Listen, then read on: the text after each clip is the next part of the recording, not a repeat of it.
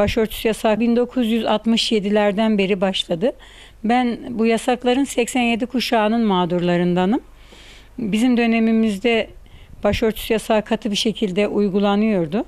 Ben Atatürk Üniversitesi Arap Dili ve Edebiyatı'nı kazanmıştım. Kayıt yaptırmaya gittiğimde başörtülü alınmadım. Rektörle durumu hakkında yardım istemek için gittiğimde rektörlükte o kadar katı bir uygulama vardı ki bırakın öğrenciyi, başörtülü veliler bile rektörlük binasından içeriye alınmıyordu.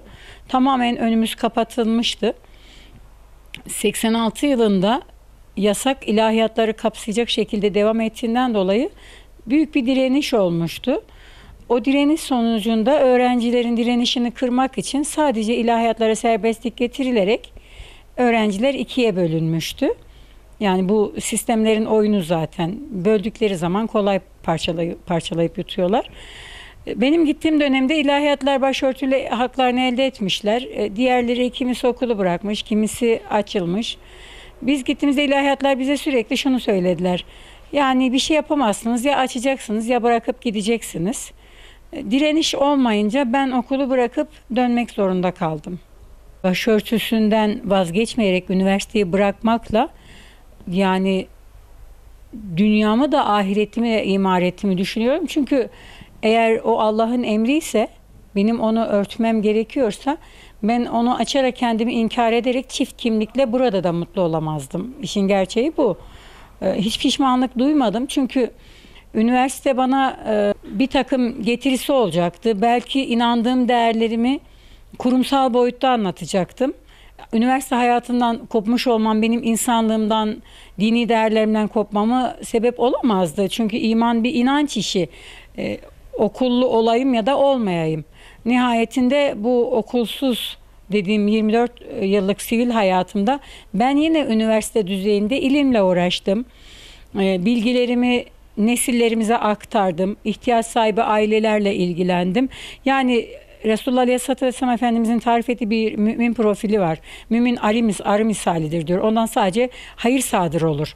Yani bizim için nereye gidersek gidelim hayırlı olmak bizim hayatımızın şiarı zaten.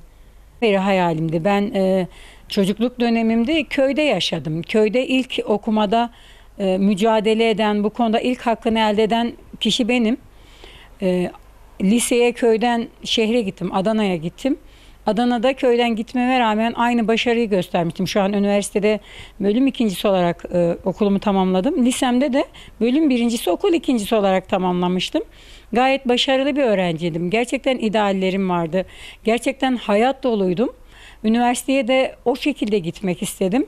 Ama işte maalesef yani karşıdaki insanın ideallerine bakmıyorlar. Şekline bakıyorlardı. Şeklimize uygun bulmadılar kendi profillerine. Almadılar bizi üniversiteye. Kendi yaşadığım dönemde gerçekten çok mahzun bir şekilde ben okuldan ayrıldım, geldim. Boynum büküldü, çok üzüldüm. Genç bir insandım, hayat doluydum. İdeallerim vardı. Hepsine ket vurdular. Yapamazsın dediler. Bu beni ciddi anlamda yıprattı. Ama baştan beri söylediğim gibi inanç kimliğim, dini kimliğim beni karamsarlığa itmedi. Kendimce bulunduğum ortamda en verimli olmaya çalıştım. Ama bu dönemde bir 10 yıl sonra ben 28 Şubat sürecine şahit oldum. Bu dönemin mağduru arkadaşlarla birlikte ağladık. Evimizde misafir ettik. O hakaret görmelerini, o aşağılanmalarını yani uzun bir süre başörtüsü yasağı ülkemizde uygulandığı için yani yarım asır yasak uygulandı ülkemizde. Çok mağdurları vardı bunun. Yani ben bireysel olarak kalmadı. Yani bu konudan etkilenen bütün arkadaşlarımla hemhal olduk. Onların acılarını paylaştık, gözyaşlarını sildik. Kıyafetinden dolayı aşağılanan, önce başını açmaya zorlandıktan sonra kıyafetini hiç beğenmedim diyecek kadar aşağılayan milli eğitim müdürleriyle karşılaştık. Gerçekten arkadaşlar kriz geçiriyorlardı. Biz onları teselli ediyorduk. Zor bir dönemdi. Gerçekten keşke hiç yaşanmasaydı diyeceğimiz dönemdi. Nasıl olur da bir ülkede iktidarlar gücünü, kendi halkını ezmek için kullanır? Gerçekten cevabı verilmesi çok zor bir soruydu.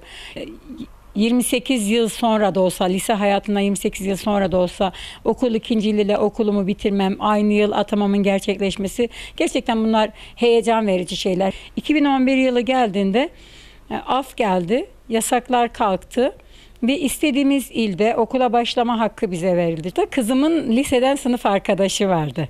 Yani ben çocuğum yaşındaki insanlarla okudum. İlk başta sınıfımız da böyle biraz yadırgadı ama sonra biz böyle orada bir sanki ben başlarda bir anne aile havası oluşturduk. Ve sınıfta biz diyebileceğimiz bir ortam oluşturduk. Yani sınıfın tüm başarısını körükleyecek şekilde birbirimizi teşvik ettik. Çevremde ise yani olumlu tepki verenler de oluyordu.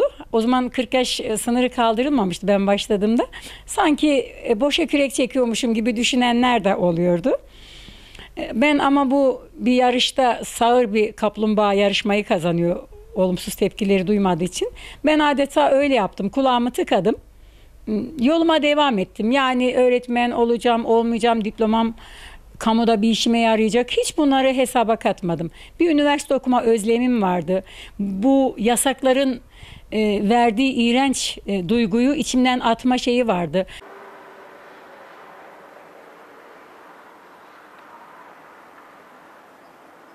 Vakfın faaliyetleri de olunca.